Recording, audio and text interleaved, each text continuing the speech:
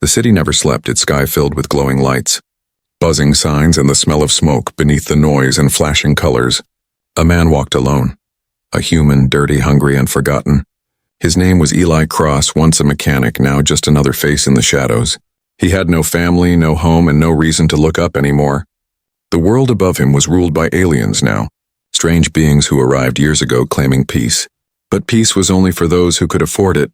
Humans like Eli were left in the alleys, begging for scraps, fighting for warmth, yet tonight, something different waited for him, something not from this world. As he walked under a broken neon sign that read Life Corp, he saw it, a body lying still. It shimmered faintly in blue light, surrounded by strange silver blood that glowed like liquid stars.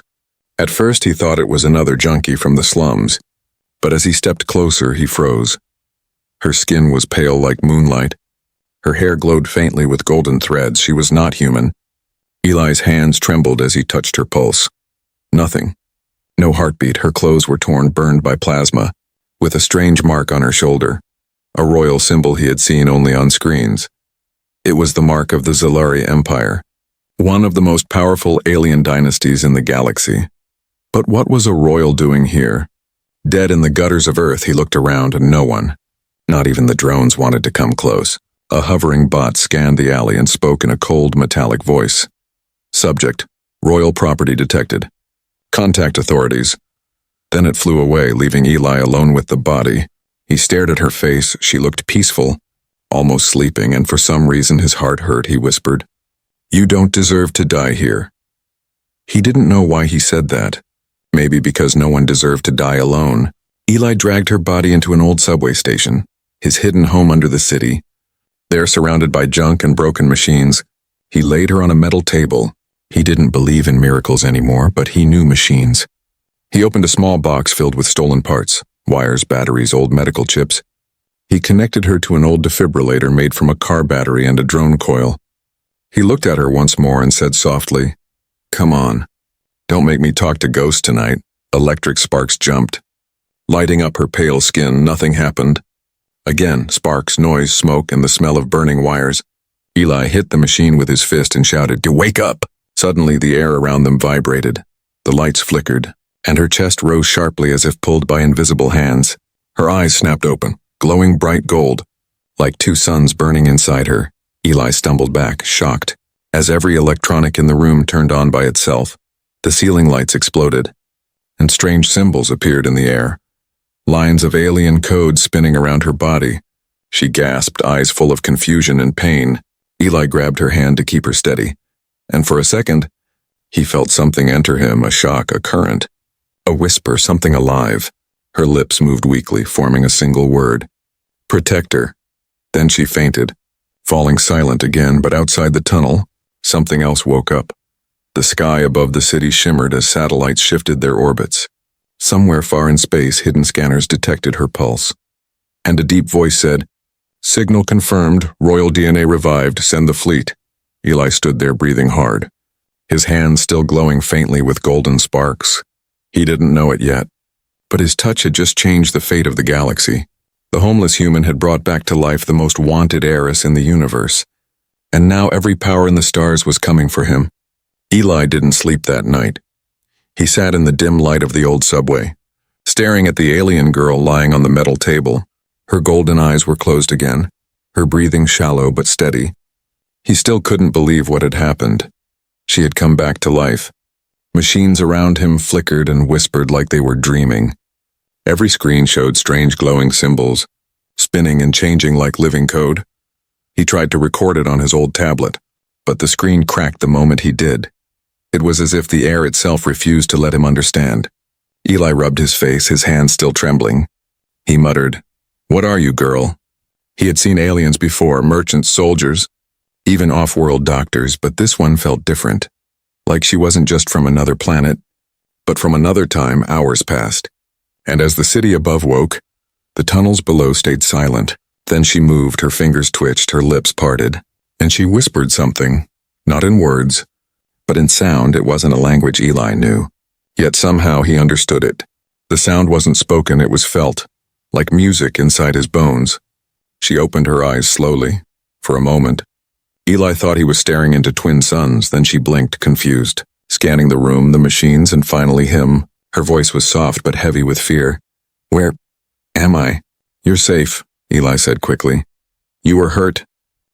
I brought you back. Her gaze sharpened, glowing slightly brighter. You touched me, she said quietly. Eli nodded, not understanding why she sounded almost alarmed. Then she looked at her hands, faint symbols glowing beneath her skin. A low hum filled the air, and the machines around them turned on by themselves. Eli stepped back as lights flickered. The girl sat up, pain flashing across her face. No, this shouldn't happen, she said. Her voice trembled as she looked at him. Your touch changed the code. Eli frowned.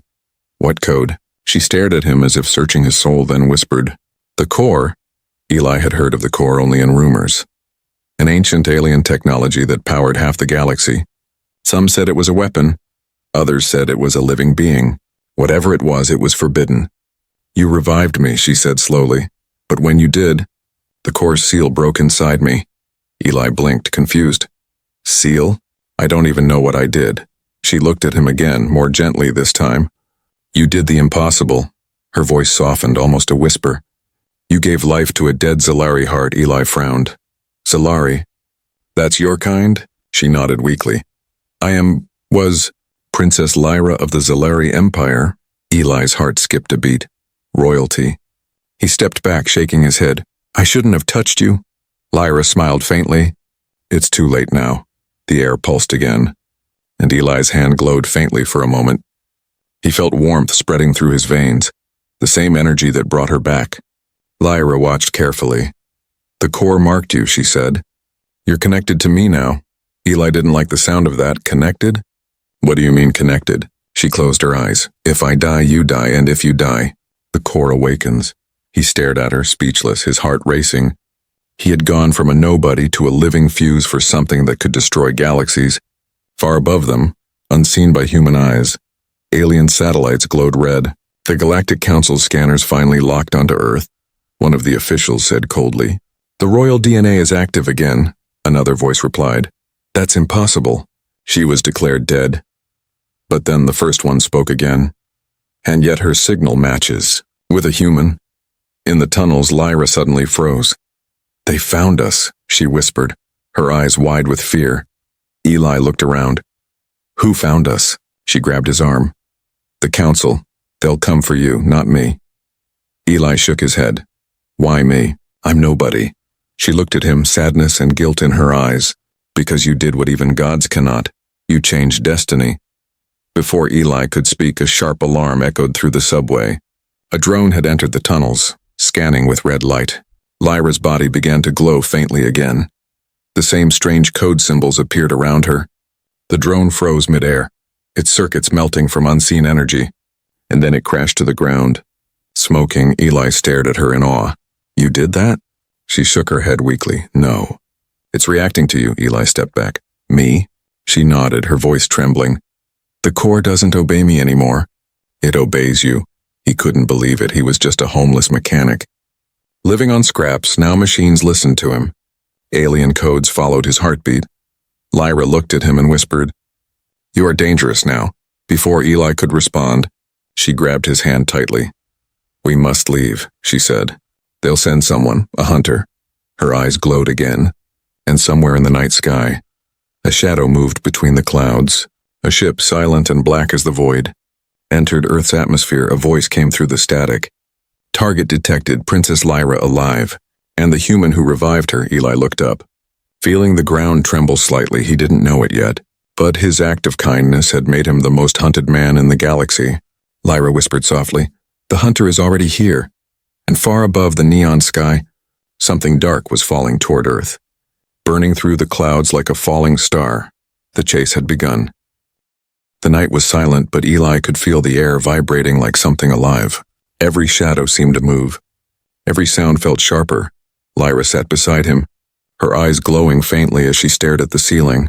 They're here, she said softly, her voice cold and certain. Eli's heart raced. Who's here?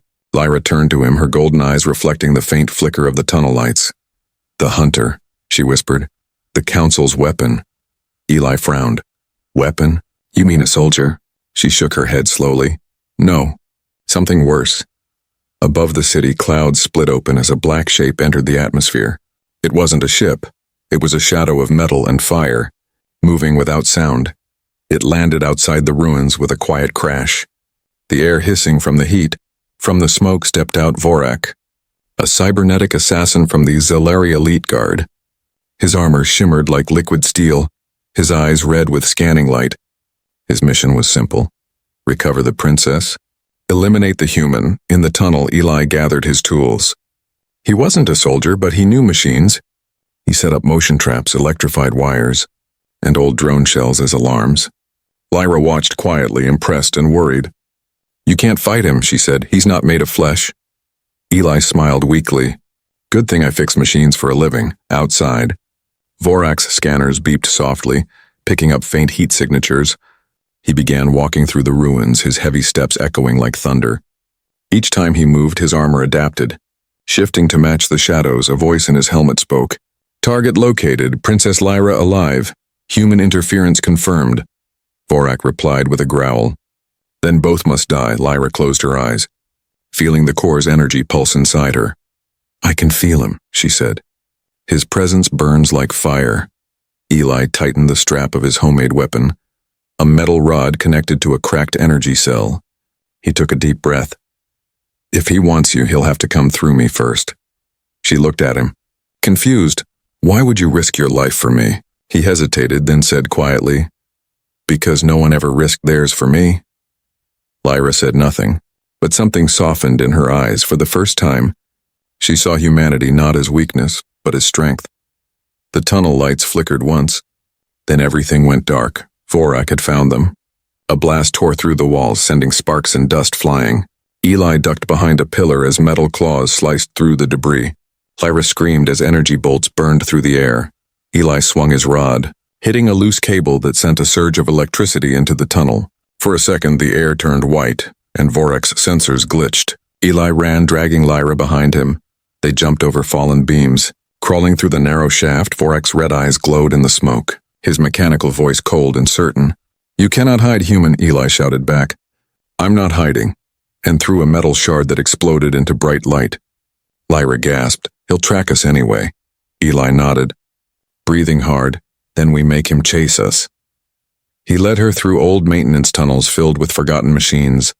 Everywhere they went, the systems came alive. Lights flickered. Fans roared. Gates opened. It was as if the whole city obeyed him. Lyra realized the truth, whispering, The core's energy.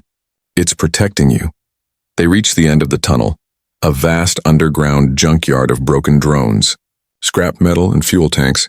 Eli started connecting wires, his fingers moving fast. Lyra watched, confused. What are you doing? He smiled faintly. Building an army. He linked 10 old drones together, rerouting their power through his glowing hand. The lights on their eyes blinked red, then blue, then steady green. Lyra stepped back in shock. You reprogrammed them? Eli grinned. No, they just needed someone to listen. Vorak entered the chamber, towering over the machines, his voice deep and mechanical. Surrender the princess. Eli stood between him and Lyra, holding the metal rod. You'll have to go through me.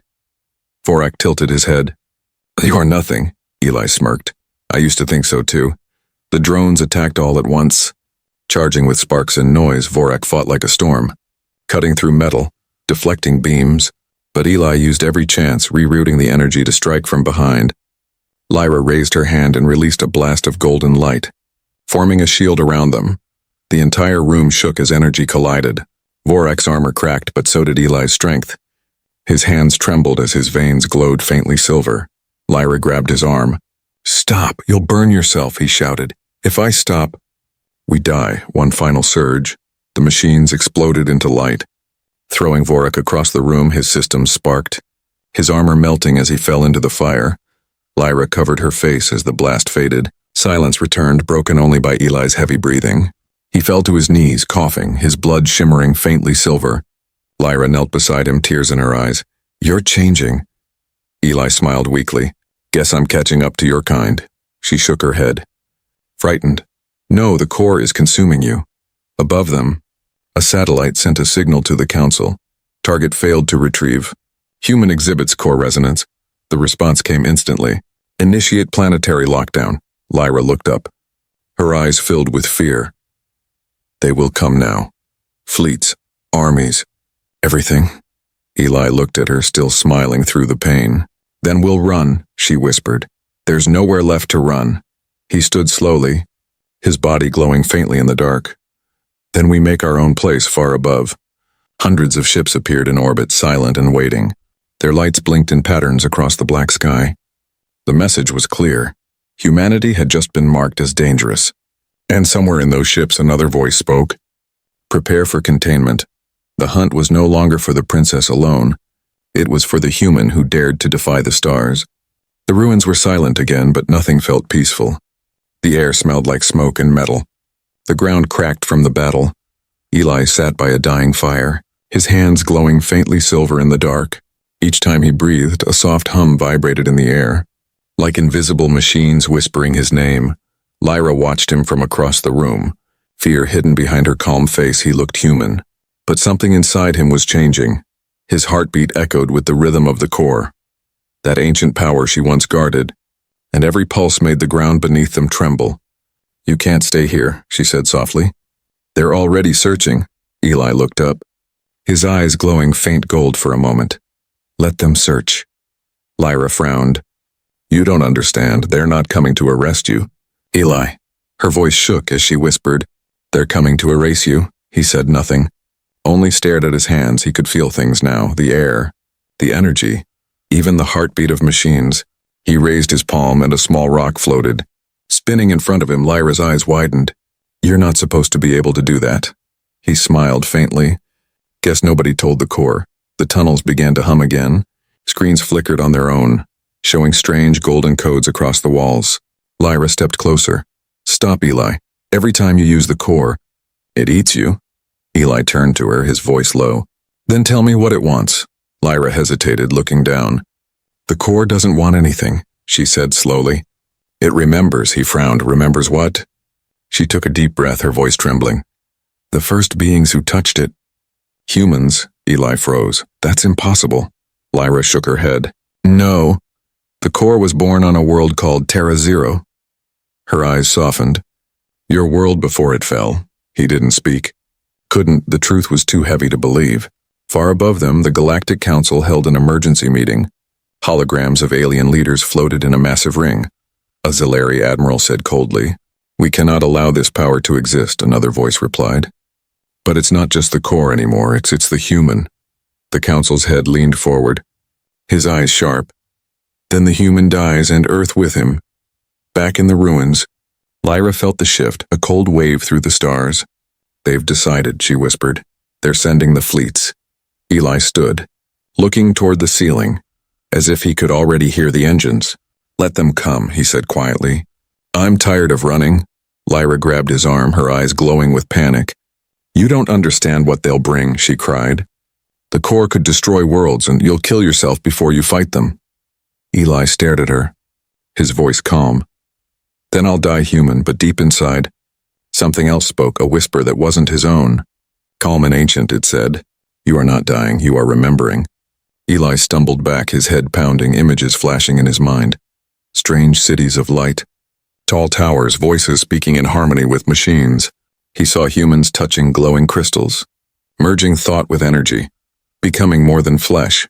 And then he saw the war, the core breaking apart, scattering across the stars. He gasped, falling to his knees. Lyra ran to him. Eli! He looked up, his eyes now fully golden. I saw it, he said. We made it. The core was ours. Lyra stared at him in disbelief. That's not possible. He shook his head. It's not possible for your kind, but for mine. It already happened. The air around them shimmered, machines rising from the dust.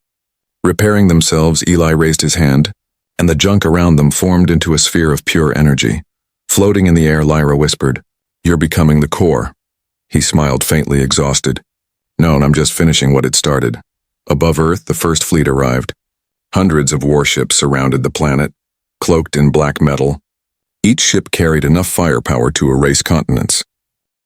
The council gave the order. Prepare orbital strike. Lyra's communicator flickered, an incoming signal from her father. The Emperor's voice filled the tunnel, deep and powerful. "Lyra, you are alive." Her heart ached hearing his voice. "Father, stop this. He's not the enemy." The Emperor's voice turned cold. "He revived you, and by doing so, broke the law of creation. No human can live after touching the core," Lyra pleaded. "He's different, the Emperor interrupted. "He's a threat to every world." Eli stood beside her. Hearing every word, he spoke loudly. "If you're so afraid of me, come and see for yourself." The communicator went silent for a moment, then the Emperor said, "Then so be it. Human." The transmission ended. Eli turned to Lyra. "You should go." She shook her head, tears in her eyes. "If I leave, they'll kill you." He smiled gently. "They'll try." He placed his hand on her shoulder, and a faint golden light surrounded her. "Whatever happens," he said softly, "don't forget, you're the first person who believed in me." The ground shook violently as the first blast hit the surface. The tunnels collapsed, light and dust filling the air. Lyra screamed his name, reaching out through the chaos. And in the heart of the storm, Eli stood surrounded by light. Energy flowed through him like a river of stars. His voice echoed deep and calm. "If the galaxy fears humans again, then let it remember why." Outside, the entire fleet saw a massive wave of golden energy erupt from Earth's surface. Every ship system froze, every weapon shut down in one instant. A homeless human had forced the galaxy to kneel. The sun rose weakly over the ruins of Earth, its light barely cutting through the clouds of smoke and dust. Cities were gone, turned into silent skeletons of steel. Their towers cracked and blackened. In the middle of the wasteland stood Eli Cross, his clothes torn, his skin marked with faint golden veins that glowed softly beneath the dust. He was no longer just human, but not yet something else. Lyra stood beside him, her hair tangled, her royal armor cracked. The air shimmered around them, the aftermath of the strike that failed to kill him. She stared at him, her voice trembling. "You stopped the fleet."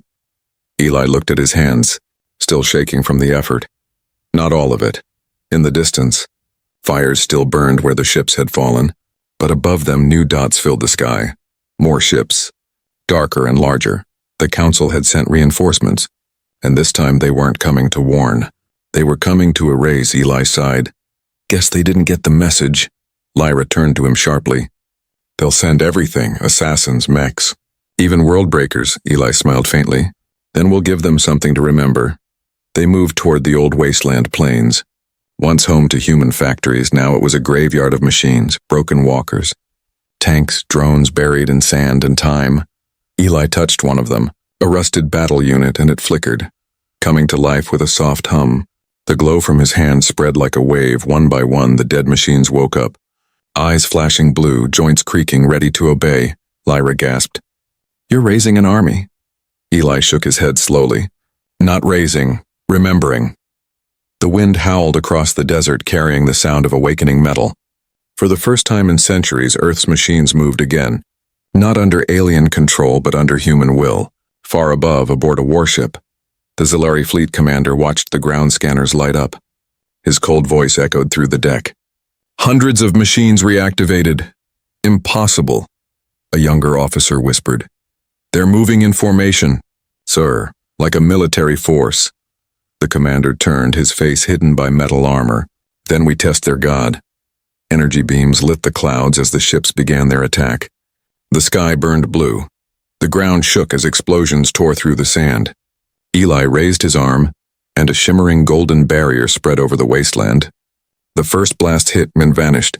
Lyra shielded her eyes, watching the impossible, human-made junk blocking alien plasma. Eli's voice was calm, but his eyes glowed brighter. He pointed at the sky. Now, the machines moved, tanks fired. Drones rose from the dust with makeshift cannons. Old warbots marched forward, their heavy feet shaking the earth. For a moment, humanity fought again. For a moment, Earth breathed. Lyra joined the fight, sending golden waves of energy into the air. Each pulse struck a ship, cracking its shield, sending it falling into the sand. Eli stood in the center, every explosion reflecting in his glowing eyes. But each blast also drained him. His hands trembled, his body burning from inside. Lyra saw it and shouted, "Stop, it's killing you." He smiled weakly. "So what? It's worth it." Before she could argue, a shadow fell across them. A massive shape descended from the sky, a war machine the size of a mountain. Its voice thundered, "Human anomaly detected, initiate termination." Eli looked up, squinting through the smoke. "That thing looks ugly," he said. Lyra's voice shook. "That's not a ship, that's a planetary Reaper." Eli grinned. "Nice name. Let's break it." The Reaper fired a beam of white energy. Slicing through the ground, the shockwave threw them backward. Dust filling the air, Eli coughed. Blood. Silver blood. Spilling from his mouth. Lyra crawled to him. "You can't fight that alone." He wiped his mouth. "I'm not alone." He pressed his hand to the ground. The machines around them glowed, forming a circle, their power cores syncing with his pulse. The wasteland began to hum, the air charged with golden light. The Reaper charged again, but this time, the ground itself rose. Metal shards formed into a giant figure, a walking titan of Earth's own creation. Eli's voice echoed through it, calm and strong. "Let's see who breaks first." The two giants clashed, light and metal colliding with thunder. Every hit shook mountains, every explosion turned night into day. Lyra watched in awe and terror. Eli was winning. But every strike tore pieces from him. His human body couldn't handle the core's energy much longer. The final blow came when he summoned all his strength. The golden titan grabbed the Reaper and tore its reactor apart. A wave of light spread across the wasteland, burning away the darkness. The ships above froze, their systems dead, their power drained. Silence followed, a silence heavy enough to crush the heart. Eli stumbled out of the smoke, barely standing, his veins glowing brighter than ever. Lyra ran to him, catching him before he fell. His voice was weak. "We did it." She nodded, tears in her eyes. "You saved them, you saved Earth." He smiled faintly. "Did I?" She looked at him confused and then saw the truth. His skin was cracking with light, his body fading. She screamed, "No, you're dying." Eli looked at her with a soft smile. "Maybe, or maybe I'm just becoming something new." He reached out and touched her face gently. "Don't let them use what we started. Make it right." Lyra's tears fell on his hand. Glowing as they touched the light, he whispered, "If I don't come back, tell them humanity wasn't weak." His body turned into pure golden light. Rising slowly into the sky, Lyra fell to her knees, watching as the light spread, healing the land around her. The wasteland turned green for the first time in centuries. Flowers bloomed where fire had burned in orbit. The alien fleet saw their sensors go dark. Their weapons failed. Their ships drifted silently. One of the commanders whispered, "He's not human anymore." Another said quietly, "No, he's something greater." And far beyond the clouds, the golden light moved toward the stars. A voice echoed softly through the wind. "No one destroys Earth again." "Not while I'm watching," Lyra looked up, her eyes shining with tears and pride. For the first time, the galaxy feared a human not for his rage, but for his mercy. The stars had never looked so close from the shattered horizon of Earth. The night sky burned with silent fire. The battle was over, but the echoes of Eli's power still rippled through the atmosphere. The wasteland that once smelled of ash now carried the scent of rain. Life had returned, but Eli was gone. Lyra stood on a hill overlooking the glowing plains, her heart heavy and her eyes searching the sky. She had seen him rise into the light, vanish like a star being born, but deep down she knew he wasn't gone. Not truly, the core had taken him, changed him, hidden him somewhere beyond her reach. Far above, in the cold vacuum of space, fleets gathered once again. The Galactic Council had not forgiven, they had only retreated now. They called it the human event, a threat beyond reason, a warning to all. Every species was ordered to avoid Earth, to erase its coordinates from maps. They feared what one homeless human had done. Lyra listened to the broadcasts through an old receiver, each word cut deeper. "The core has been compromised. A human hosts its energy. Containment required." She turned off the device and whispered, "They still don't understand." Eli hadn't destroyed the galaxy. He had saved it. The silence broke with the hum of engines. Lyra turned to see a small ship landing nearby. Sleek, alien, and marked with royal insignia. From the hatch stepped a tall figure in dark armor. His voice was calm but wary. "Princess Lyra of Zolari, by order of the Council, you are to be taken into custody." Lyra lifted her chin, her voice cold. "Tell the Council I'm done obeying their fear." The soldier hesitated. "Defiance means exile. She smiled faintly. Then exile me to the truth. Before he could respond, the air shimmered. A pulse of golden light passed through the ground. Machines across the plain came alive, their cores glowing softly like hearts. The soldier stepped back in fear. What is that? Lyra whispered. He's still here, deep in orbit. The Council's warships began to malfunction one by one. Their systems glitched, navigation twisted, and communication channels filled with static. A voice came through the interference, calm, human, and powerful. Stop fearing what you don't understand. Every commander froze. They all recognized that voice. It was Eli Cross, the human who shouldn't exist anymore. But it wasn't a transmission. It was inside their systems. He wasn't speaking through technology. He was the technology now. In the council chamber, chaos erupted. Impossible, shouted one alien official. He's merging with the core network. Another replied in horror. He's rewriting our codes. Every system in the fleet is bending to him. The High Chancellor slammed his staff down. Then stop him. But how could they stop something that had become part of the universe itself? Meanwhile, Lyra stood in the open wasteland. Golden rain began to fall, glowing like tiny sparks of light. Each drop carried warmth. Healing the ground wherever it touched, she smiled softly, whispering, Eli, is this you? Her communicator flickered to life, static forming into a faint image. Eli's face appeared, transparent, glowing, half human and half light. He smiled gently. Told you I'd find a way back. Lyra covered her mouth, tears filling her eyes. You're alive. He shook his head slightly. Not like before. She took a step closer to the image. What happened to you? His voice was soft. The core didn't destroy me, it showed me everything. He looked toward the stars behind him, his tone filled with awe. Humans weren't made to rule or to serve. We were made to remember, Lyra frowned. Remember what? Eli's eyes glowed faintly. That even in the darkest corners, life can begin again. She wanted to reach out, but her hand passed through the light. He smiled sadly. I can't stay here, not like this, Lyra's voice broke. Then where will you go? He looked at the horizon. Where no one else can. Inside the core itself. The winds grew louder. The air thick with golden energy. Eli's figure began to fade again. Before disappearing, he said softly, Don't let them turn fear into law again, promise me.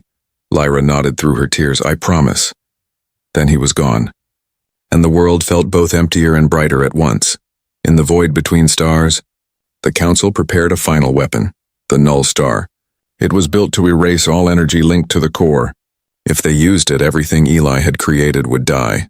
Earth, Lyra, even the new life blooming on the planet. The Chancellor gave the order, fire when ready. But as the weapon charged, something extraordinary happened. Every ship in the fleet shut down.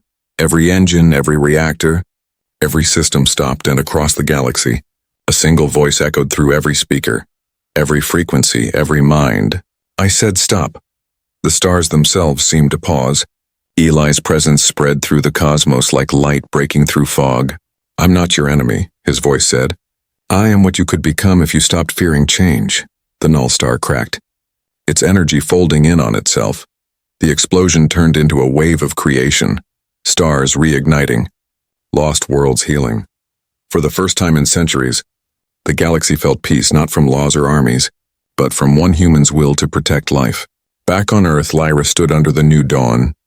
The grass beneath her feet shimmered faintly gold. She looked to the sky and whispered, He did it. In the heavens above, one star pulsed brighter than the rest.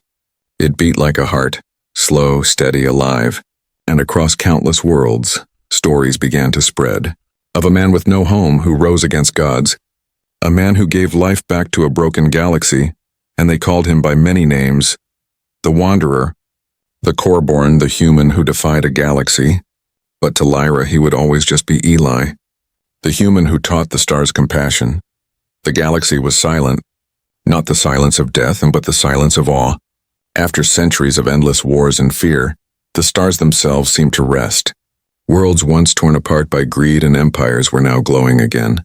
And across every signal, every broadcast, a single message spread: the human lives on the planet once called Earth. Green had returned. The air was clean, the oceans shimmered like mirrors, and strange new flowers grew from the ruins. Lyra walked through a field of glowing grass, her royal armor replaced by simple robes. She no longer called herself princess. She was now keeper of the core, the guardian of what Eli had left behind. Every night she would look to the sky, searching for that one golden star, the one that pulsed like a heartbeat, and every time it glowed, she whispered softly, "He's still watching," far away beyond the rim of the known galaxy. In the space between stars where no ship dared to travel, something stirred, a vast sea of light, endless and alive. At its center floated a figure, part human, part energy, Eli Cross, the man who had once slept on the cold streets of Earth, now drifted between worlds carrying the power of the core within him. He wasn't flesh anymore, but memory, energy, and will. He could see the galaxy not as separate worlds, but as a single living thing. Every planet was a heartbeat, every star a thought, and through them all, he felt something new, peace. Yet even peace came with whispers. Old empires rebuilding, new rulers rising in fear. The council had fallen, but others were trying to take its place. Eli could feel their fear spreading like a virus, and so he acted. Whenever a planet began to fall into war, strange things happened. Weapons would fail, soldiers would see visions of light, machines would speak in human voices saying, "Remember compassion?" No one knew who was behind it, but the stories grew. They said a wanderer watched over the galaxy, a being of golden fire who punished cruelty and rewarded mercy. Some called him the Light of Terra, others the Homeless God, but none dared to speak his true name. Meanwhile, Lyra began rebuilding Earth's alliance, but not as an empire, not as a refuge, a place where humans and aliens could live without fear. Under her guidance, cities rose again, clean, bright, and full of laughter. Children born of both species played in the same fields, no longer enemies but dreamers, and above them, satellites glowed softly, each carrying Eli's code. His voice, his memory, his promise. One evening, Lyra walked to the top of an ancient hill where an old tower stood. She placed her hand on the stone and whispered, "You did it, Eli." Behind her, a group of young students gathered. Their eyes wide, one child asked, "Is it true? Did a human really fight the gods?" Lyra smiled faintly. "He didn't fight them to win, he fought them to make them see." Another asked, "Will he come back?" She looked to the sky, the golden star pulsing gently, and said softly, "He never left, far beyond." In the endless core, Eli drifted between dreams. He saw visions, the faces of people he had saved, the laughter of children on worlds he'd never visit. He smiled to himself. So this is what forever feels like. But deep inside the core, something called to him, a voice. "Gentle and familiar, Eli," it whispered. "The balance is not done." He turned, and before him appeared a figure of light. It was Lyra, or perhaps a reflection of her spirit. She smiled sadly. "The galaxy remembers you, but it still fears itself." Eli nodded. "Then it still needs us."